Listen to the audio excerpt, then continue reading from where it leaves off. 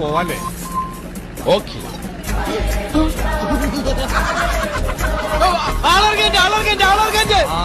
എടപ്പിൽ സ്റ്റോപ്പിലെത്താ. ബാക്കി വല്ലതും ഉണ്ടാവുകയാണെങ്കിൽ ആലുവയിൽ ഇറക്കാം.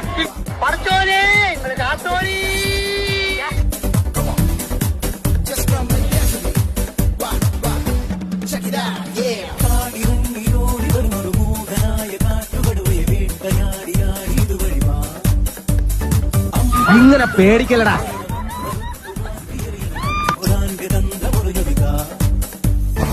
ചേട്ടാ